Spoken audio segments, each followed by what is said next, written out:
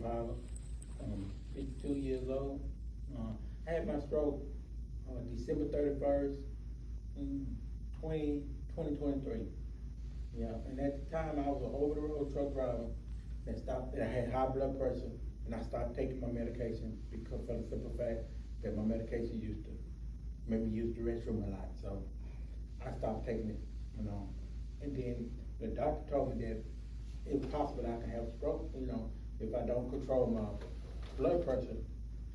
It was like, at the time, I was thinking strokes were for older people. I was 49 years old when I had my stroke. And I never thought that I could have a stroke, you know. I just never thought that. Do you want to share some information about when you had your stroke, like what you remember from that day?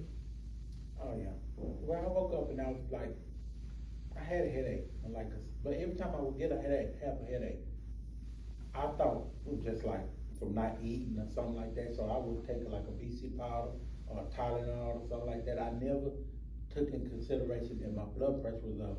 So that morning I woke up, I was in a rush to do things, and I was like, I'm gonna stop and give me something to eat on the way.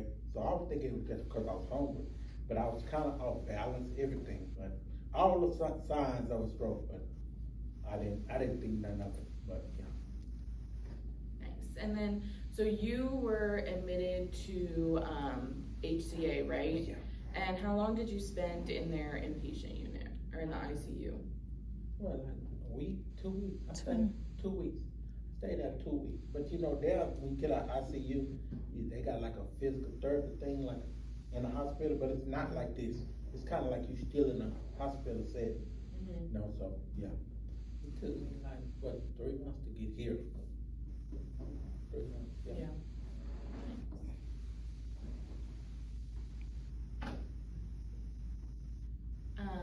Okay, so then you want to share a little bit about where you started in your recovery? When I started here?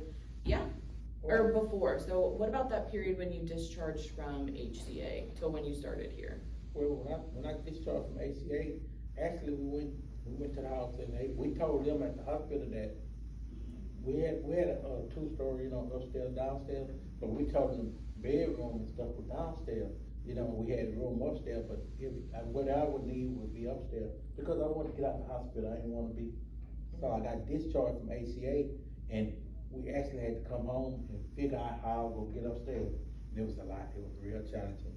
Everything we done, it was like I still didn't process the concept of having a stroke and how to deal with it. You know, I'm thinking I could sleep it off and my body will recover on its own. You know, that's what I was thinking every day. I went to sleep thinking tomorrow I'll be okay. And I never processed the fact that this gonna be a process. Mm-hmm. Yeah. And so you had no movement on your affected side, right? No, not at all. I couldn't do nothing. My wife literally had to help me up the stairs, go back down, bring my wheelchair up the stairs. If I had to use the restroom, she had to wheel me in the restroom. I couldn't even sit up on my own. Mm-hmm. Yeah. And so how did the lack of information or resources affect your recovery in that early stage? Well, it delayed. I felt like I paused because the simple fact that I was thinking most doctors told, well, what they told us, the new information was more like 3 months. In 3 months you'll be okay. You should be, you know, I should be okay. They suggest the rehab and therapy and all that, but they were mostly saying after 3 months you'll see a difference. You'll see a change in your body. 6 months, yeah. Mm-hmm. So we really going off that information. And so she started researching different places to go for therapy, and that's what led us here. And so Eric has done a really good job at documenting his experience from the time that he had his stroke all the way through his recovery. So we actually have a video that him and his wife shared with us showing how they had to navigate their own home, right? And so that's something I think sometimes we don't see. We don't see that part. So let me see if I can figure out how to get out of here and go.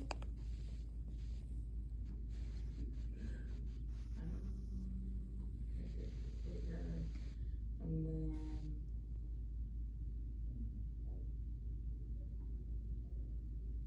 Are you guys able to see the YouTube video? Yes, okay. So the start is kind of dark, so maybe turn up your brightness, but then it gets a little bit brighter.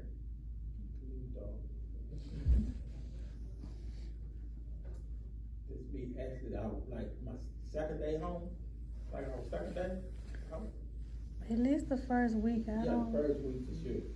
It's me trying to go upstairs, like, this little, I mean, disclaimer, she might get a disclaimer. They were joking we need to put a disclaimer on the video that he is still alive while they're going up the Yeah, stairs. okay, I'm perfectly fine with that treatment. We were trying to figure it out, like, that's what I'm trying to figure it out. Okay.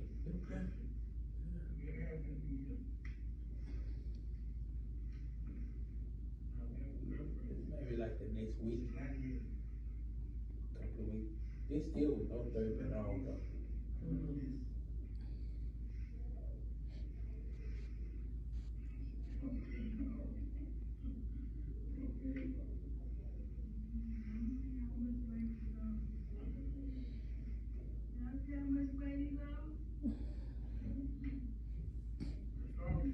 We call this the process, the process.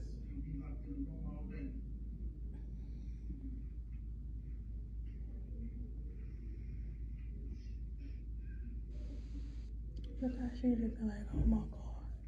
Look how she looking. Yeah. Disturbing. Very disturbing. Mm-hmm. And then, so then LaShawn would have to come back downstairs, get his wheelchair, take it back up too, is what they were Every saying. time.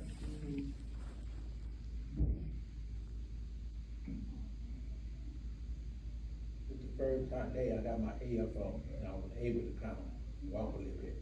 So if you guys aren't aware, the AFO is what is on his leg on this side. That's my affected side. And how does the AFO help you, Eric? Well, it helped me like with drop foot and stuff. It made me, it gave me like more security, like for my balance and like, because it felt like every time I would walk, it put pressure on my left side, my knee up. So the AFO was good for that. It gave me like that brace, you know, the brace. I did not know, I didn't have no research or knowledge of stroke, situation, the process of it. Yeah, this is the first day going up the stairs with the new AFO. Yeah.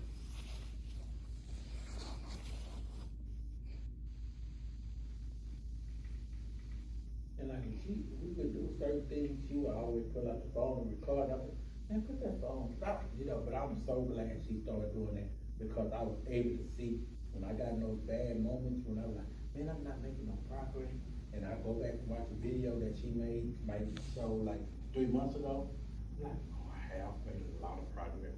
Cause based on how I was looking, I can still remember that. It kind of therapeutic for me to see it. Like, I'm so grateful for it. You know, I'm glad she like documented, cause she documented everything. And I never would have thought. Every time I'd be like, man, put that phone down, put that phone down, stop recording me. So that was part of Eric's journey. So we'll go back to the PowerPoint and we have another video as well. So this is also from the start of your recovery, right? Yeah. Closer to the beginning. Yeah, it's at the beginning. And I'm upset because she making me fold clothes. I was like, so, and here you go with the phone again. I'm like, stop recording, stop recording. Problem. I said, this is my favorite part. All that hard work, Eric, now you gotta fold it again. That's what she did. Threw it right back at me. So, do you want to share about how your mindset has changed since starting at CNS till now, and what role that's played in your recovery? Oh, CNS was just definitely life changing for me.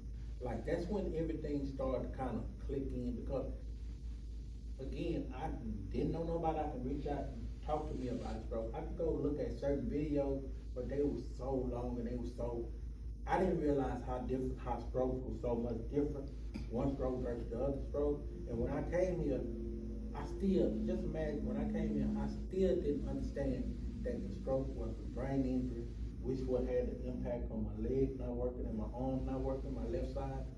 I didn't understand that. I'm thinking something wrong with my leg, something wrong with my arm, like I actually got broke or something like that. So I just wanted to rehab for my arm and stuff and my leg. I don't know why I didn't process the fact that it was brain and that it looked different. My brain was affected. The reason I couldn't use my left side. So yeah, that's when I started kind of, about into the program. Mm-hmm. And how about now? Oh yeah, my whole perspective changed. It's everything. The way I see things now is different. Yeah, life changing.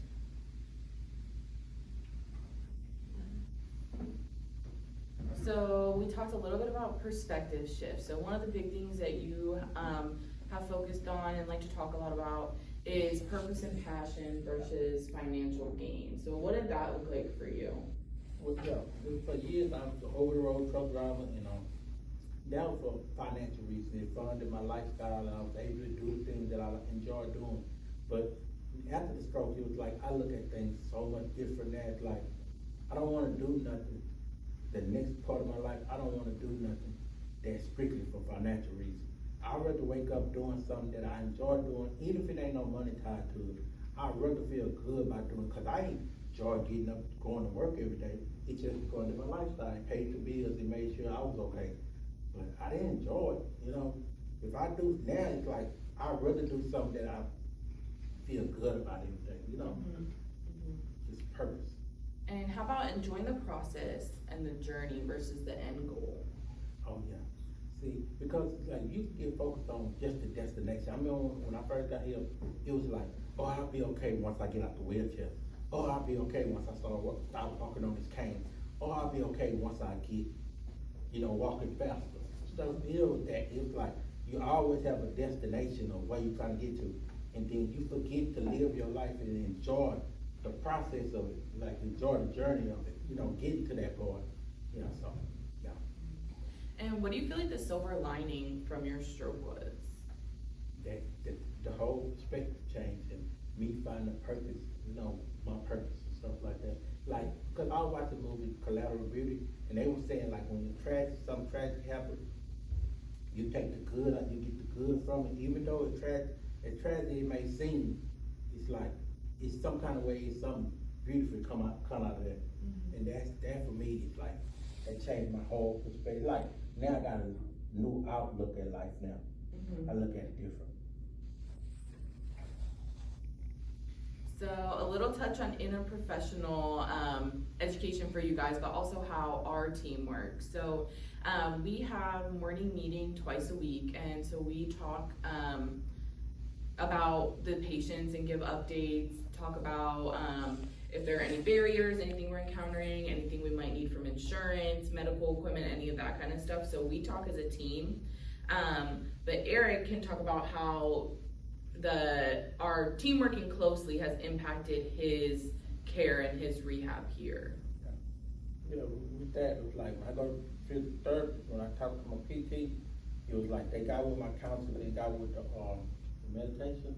Mm-hmm. Like that part, it was like, because when I walk, and then like if it's a crowded area and I walk in that area, it's like my anxiety kick in and my legs start tightening up. It's like, I don't know why, but I just get nervous. And so they start giving me more like meditation exercises and stuff like that, which helped me to like breathing exercise. So when I get in those uncomfortable situations, I can breathe and like take 2 or 3 seconds to kind of catch myself and gather myself and, move forward. So that helped me a lot. Mm-hmm.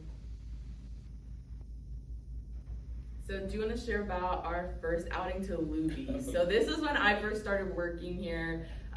This was probably early July. Yeah. I did not want to go because I had never been out. Like normally we go to the store or somewhere like that, I sit in the car. I just didn't want to get out the car because it just seemed like everybody was in a rush and I didn't want to be in people's way, like holding up people people got to slow down and be careful, like, it just seemed like I was in the way, and being a burden, it's like, and when you said let's go to Luke's, I'm like, no, I really don't want to, but we end up going, so, because I was in that environment, that setting with people like me, so, yeah, it made it better. And do you want to compare that? So Luby's is a restaurant here that it's kind of like it's not buffet style, but you like go up to the counter and order cafeteria style. So we also just went out for a Black History Month outing to a similar setting. Do you want to share about how that was different for you this time around? I don't know, different hours was good, because, again, we had other people that was like me there, so it kind of helped it helped a lot. The second time we went out for Black History, it was like, it was a lot better, because now I'm able to start getting out slowly, just like, okay, it's one of those things where they say, you gotta enjoy instead of the destination, because I always feel like, when I get better, I'll go out, I'll be able to do that. So you kind of just isolate yourself, you get caught in that. So now that I'm gradually doing that, it's like, okay, I gotta eventually do it anyway, so, yeah. But, And that's something that we've talked a lot about too, right, is you can't wait to start living your life, right? So making sure that we're able to go out and do things now, and then make adaptations as we need, right? But as you progress, those things can lessen, right? Yeah. So it's really good to get out in the community no matter what ability level you're at. So some of the other outings we've gone to, so main event is an arcade kind of situation that's close to us. They have an arcade, bowling, pool, A lot of kids. Do you want to share how that outing was for you, Eric? Yeah, that was like a whole new experience, because it was so loud in there, kids were running around and gaming, so it was just like, I really felt really nervous, like how my body locked up, my whole left side locked up. Like when I really get nervous, let my arm start shaking and stuff. But I'm, it's like when you do it, you're nervous. But once you get back in the car and going back, I'm so glad I done it, because I would never, if I wouldn't pushed to do it, I wouldn't have did that on my own. I just wouldn't have did it. I would have been like, nah, I'm staying in the car. Nah, let's not do that. So yeah. And how about when we went to Michael's, you used a cart for the first time? Well, so when we went Christmas shopping in December, and so I'll tell you about it from our perspective as staff. I was with one of our other counselors, and we were expecting Eric to kind of stay close to us, think that he might be a little anxious, we're gonna check in with him. So we were all walking around helping patients find things, and so Eric had picked up a cart and he was gone. And so Alicia and I, the counselor, we look at each other, we go, where's Eric? We look over, he's walking through the aisles, he's taking his time, looking at stuff. Yeah, So I'm really taking stuff off the rack and looking at it like, oh wow. I wouldn't know, and again, that was one of those things that light bulb go off, like, let me try using the cart. And then, I don't know, for some reason, the cart gave me some type of comfort or, security where I can push it, and I was able to move a little faster, and it was like, why ain't been thinking of doing this, and it kind of like, felt like it blocked me a little bit from the world, like I was guarded still, but yeah, it gave me that sense of comfort.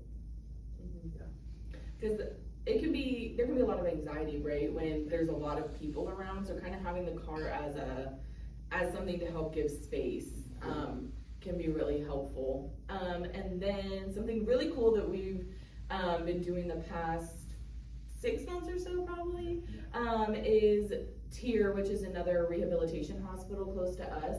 They host an adaptive pickleball night. So we've been going over there after work or after therapy, right? And so it's once a month. We go over there, and do you want to share about how that's been for you, Eric? Oh, that was great. One thing about that was so great, because that particular night we have like, they open it up for people with different disabilities. So you'll see people in wheelchairs, you'll see people with no legs and stuff like, so it's like atmosphere of people that's with disability. So it make it more comforting, because everybody see the process that you in. It's like you surrounded with people that got the same common goals as you, in the same position as you. So it make it easier. And a big thing we've talked about too, right, is social stigma. So thinking about what other people are thinking about you. And what do we say about that, Eric? Yeah, they trap you. They need to be trapped, you know? Mhm. Because for the most part, most people ain't really, they ain't really be helpful and be like, take your time, don't rush you up, it's that. But your mind just thinking like, oh, I'm in that way, I wanna be, you know, I know they're in a rush, and it just makes you nervous. But most of the time, people are not like that. They not looking at it like that. Mhm. That'd be me. And I think one time too, we talked about how it's through exposure, right? And going out and doing things that you see that the social stigma maybe isn't always what you think it is. Yeah, yeah. Yeah, I think it is. So then we also have 2 different support groups that are run through with our patients. So we have one that takes place here, and then we have one that takes place at another rehab hospital. So do you want to talk about how hosting the support group and being a part of that has really impacted your journey? Yeah, that's good because that's like when you're around with people that have the same issues you have, the same insecurity, the same anxiety, the same depression, and then you get to share that. It's like, and what I always talk about in a support group is that whatever that's on you, because I was good before the stroke, I was good at compressing and pushing out, never expressed, I never was open, transparent, and talked about, sharing how I was feeling. It was just something about, I just wasn't comfortable doing that. Even when I first started, I still wasn't comfortable doing that until I heard people talking and sharing some of the same stories that I was feeling. And I was like, oh wait, I can tell this. So ain't no need for me compressing. I might as well unpack. You know, I like to unpack things at the group. So it helped with a lot of things like that, especially the depression part of it. And you've actually now taken on a planning role, right, in the support groups now? Yeah. So that's really cool to see you as a leader too in those situations, because I think you have really good perspective. Yeah, and that's what I like to talk about in those planning groups, is the perspective shift. It's like, because you kind of want to bring awareness to people and let people know that they're not alone in this, because we went through the same journey, and we, you know, because I didn't have nobody I can really go get information from. I didn't know nobody had been in a stroke that dealt with this or going through this process. So yeah. So here's some pictures from different outings and things. So this was main event where Eric said he was so anxious, but he was good and was trying different things. He wanted pictures, he got the hats out, set a new record on the basketball machine. So those are all good things. And then this is one of our other patients and Eric over at pickleball. And we have another video about pickleball, I think, next. And then, Eric, this was from your t-shirt contest. Do you want to talk a little bit about your t-shirts? Yeah, the raffle thing that I did here, like, just give out t-shirts. I think I gave out like 10 t-shirts to like people that we did a raffle. And again, it's like one of those things that you wasn't a financial reason, just want to give back or give some. And then like the t-shirts would have some kind of inspirational quote on it that I put on the t-shirts, and just give it out. Just give people the reason just to get through the day. You know, we'll let tomorrow take care of tomorrow. Just some kind of inspiration to get you through the day. That's what it's about. So you did the raffle that was Christmas time, right? Mm-hmm. And then you also made shirts for everyone in the support group. Oh, yeah. And you made t-shirts and little gift bags for homeless veterans, right? Yeah. Do you want to talk about when we went to the VA? Yeah. See, again, that's one of those things that you just want to do it for, like, passion and purpose reason.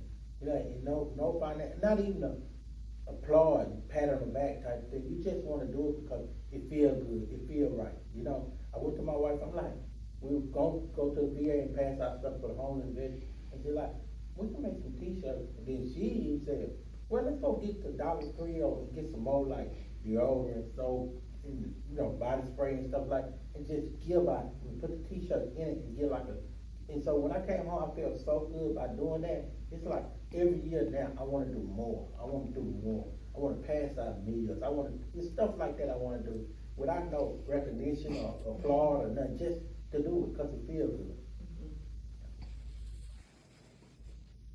So this is Eric and I at pickleball.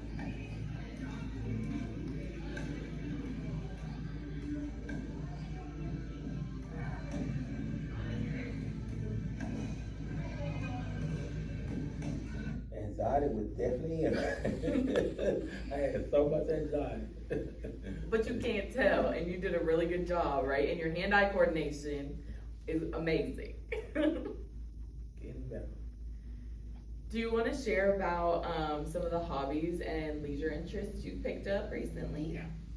Because I was, like I said, I'm 52 years old. When I first got here, they asked me, what are your hobbies?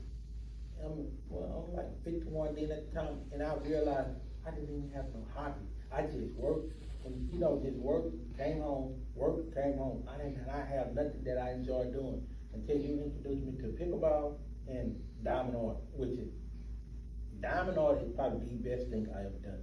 Like, yeah. It's because I find pleasure in doing that. I can relax my mind. I don't have to overthink something. I can just actually relax and do it. I enjoy that. Yeah. Pickleball, diamond art. Mm-hmm. That's it. And so students, if you don't know what diamond art is, it's when there's little crystals and things, and it's kind of like a paint by number, but with tiny little diamonds. So the first time I showed it to Eric, he was like, you want me to do what with those? Those are so small, right? But he tried it, right? And he actually went to Michael's, picked out the things that he wanted to do, and now you actually have one at home too, right? Which is awesome. Do you want to share about journaling and how writing your book has helped you as well? Yeah. Journaling and writing a book, my book is like, it's therapeutic for me. The writing the book part is something I had to take a pause on because certain parts of the book that I was writing, I had to relive some certain things that at a time in my life that I was compressing and to unpack that and writing the book was like, it was so therapeutic for me, but it was also emotional. Even the journaling is like, when I first started doing it, like my wife brought me a journal and she was like, you should document this, you should write this. And I was like, I didn't really think that was important, but if I write something down and I go look back at it 3 months from now, 2 months, a week from now, and like see how my perspective has changed since then. It's just like every day you like learn stuff. It's like you open up something when you go back and look at it like, oh, I don't even think like that now. I don't think like that right now. It's like I want more, like, yeah. Mm-hmm. And how about your podcast? Podcast. Yeah, I'm starting that, and that's good because I want to be able to get that information out to people because I couldn't find it. It was certain things that, and then when you look at certain things, it was like, you might hear talks about it, but you didn't really actually hear from a person that been through a stroke, that actually going through the process of it. So it was hard to find that type of information. And then my wife was like, you should start telling people from your perspective and see how they look at it. And maybe they'll have, like, you can enlighten certain people because we search everywhere for information. Like, how was it? What are I going to have to worry about? Because we were getting information about just 3 months, 6 months, you'll be okay. We didn't know how long it was going to be. It's 2 years now for me. And I'm still recovering, so. Mm-hmm. All right. Do you guys have any questions about Eric's journey, about what we do here at CNS, how I do anything here? Questions about anything? Let's go, students.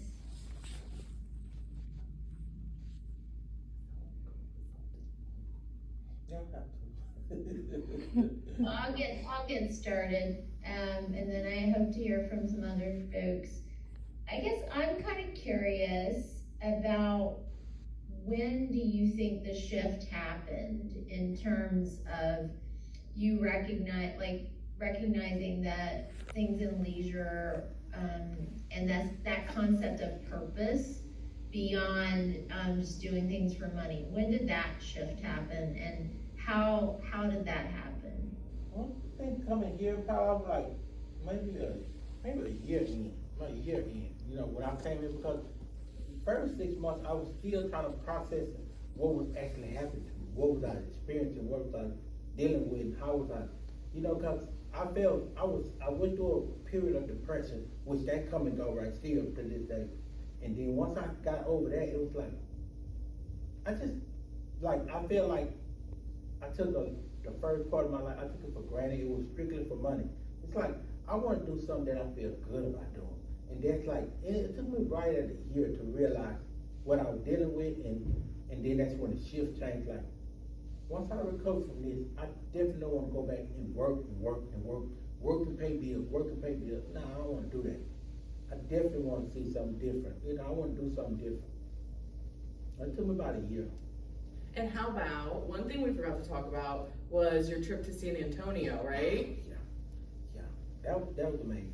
That was actually the first time we actually left, the city, and went to San Antonio and went out to a restaurant, was able to put on some nice clothes and stuff like that. But then again, I went through an emotional set then, because it was like, on the way home, it was like, I got emotional with my wife, and it was just like, how much of me, I feel like I was being selfish with her, because certain things she would like to do, because normally before the stroke, we would get dressed up and go out, like to a restaurant on the weekend, and since I had the stroke, I just didn't wanna do it, I didn't wanna do that.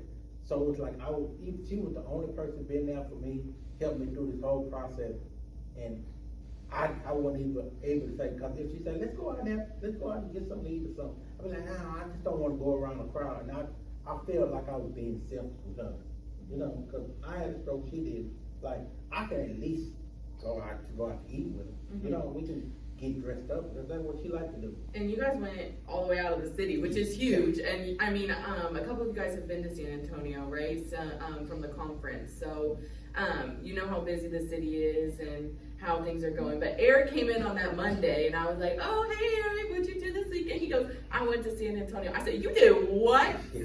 I'm sure people thought we were like having a party or something in my office. I was so excited for him. Yeah, And milestone. yeah. All right, it looks like some people put stuff in the chat. So, how did having the emotional support from your wife influence your recovery?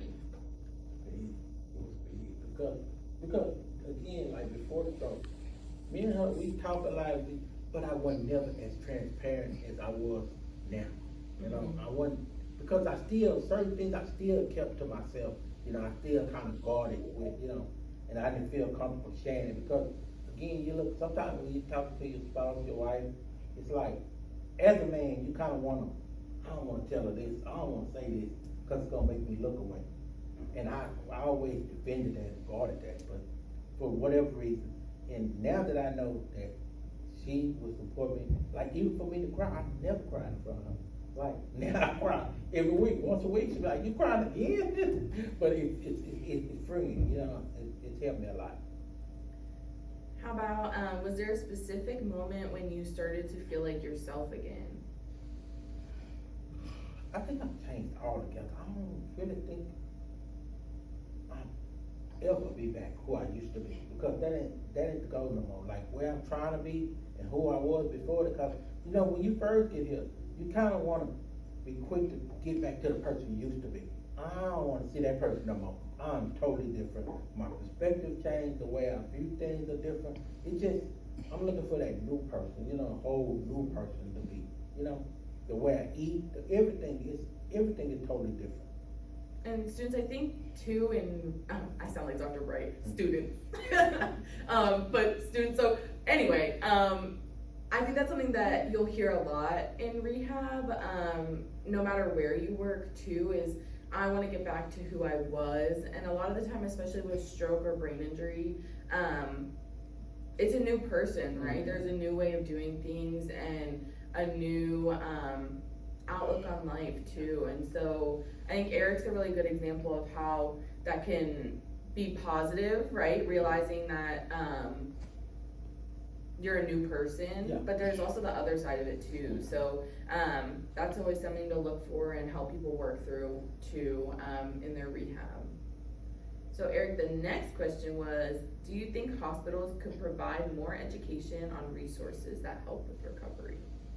I think they should. I don't think they do. I don't even think they have the time to do that, I think the hospital main goal is to get you up, get you moving, and then you go to rehab somewhere else. Because, like for me, even coming here, it's like most places that I go, like the hospital, it was like a hospital setting. But when I came here, it's like going to school. So it's like, now because you have different classes, you have the education part, you have the recreation stuff, it's like a classroom here. so you feel like we'll make fun of you, like, it's time to go to school, you know, and pack your lunch and all that, so it's like that, you know, so I don't think hospital, cause you still feel like a patient there, here you feel like a student, you know, so that's the difference. That is one thing, I think about our program that's really awesome, and a lot of the other clients and patients too, talk about how, oh, are you ready to go to your next class? What's your next class, right? And I think that a different type of setting is really good for people to reframe their rehabilitation. But yes, we do, so as staff, we run 6 sessions a day. So our patients have some overlap, but we run 6 sessions a day, 5 days a week. So 30 sessions in total for us. And then, like I said, our inpatients receive 5 hours of treatment a day, and our day treats receive 4 hours of treatment a day. You only wanted to work on your arm and your leg. You didn't know the importance of the education. You might want to speak on that too. No. Go ahead, say it again. We're going to the next question. So one of the other questions was, what are your plans for the future? What other things do you want to try? I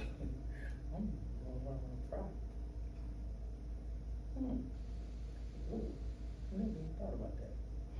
What's my plan for definitely, I know my plan for the future is definitely giving back, working in some type of capacity of dealing with people with stroke, working with that kind of be working in this type of environment. That's definitely my plan for the future. You know, yeah. What else I want to try? I don't know. Well, I'm not a good dancer. I like to learn how to dance. I can teach you dancer. We might have to enlist some outside help, but we could do it. Definitely want to do that. But actually, the topic of last month's support group at Encompass was advocacy, right? Yeah. And I think Eric's you're a really good example of how advocacy impacts your care, right? That's what you want to do. After you go through this, you kind of want to advocate. For me, because even when they brought it up in Encompass last week, it was like advocate for yourself and like talking to your spouse and setting boundaries and stuff like that. And like I told them in the group is that when I say think of advocate, I always think about advocating, getting the message out there. More people, they need more information about this. You know, because first of all, it's not like for me, it's a stigma that you think strokes are only for older people, much older than I was. So that's one thing, everybody that I talked to in the support group had the same thought. You know, how much we compress, how much we stress over things, and stress will get you. You know, it's those stressful jobs, those stressful situations, it's certain things like that. It's more, you need to put more information out there, and that's what I want to be.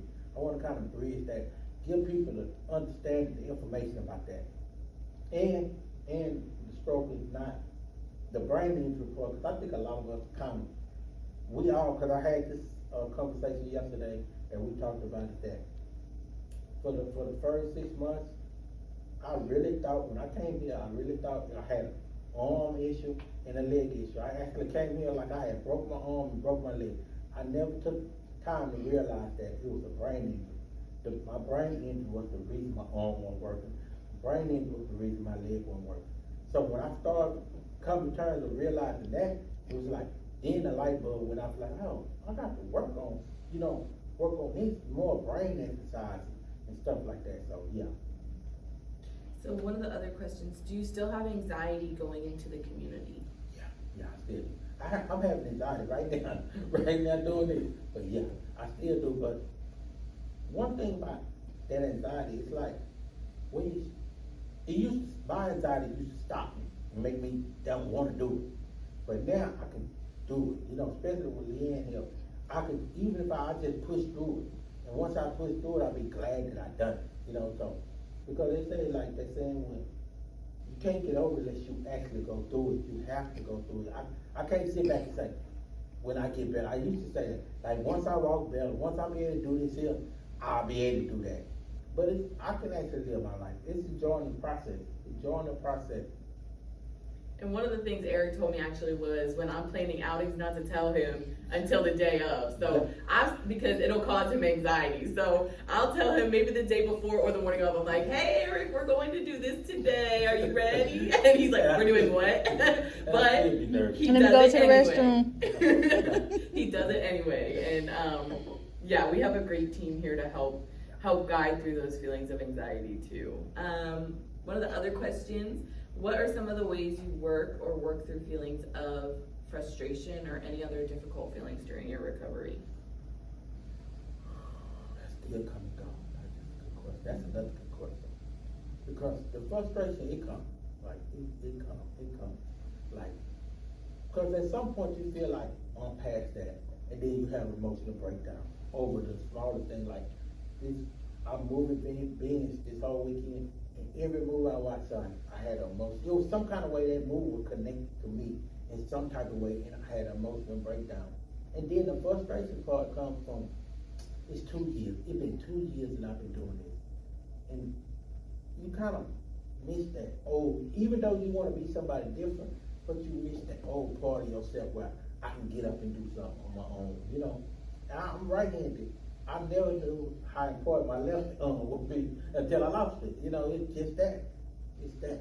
But it gave me a lot of patience and stuff to try to figure out the process of it. So yeah.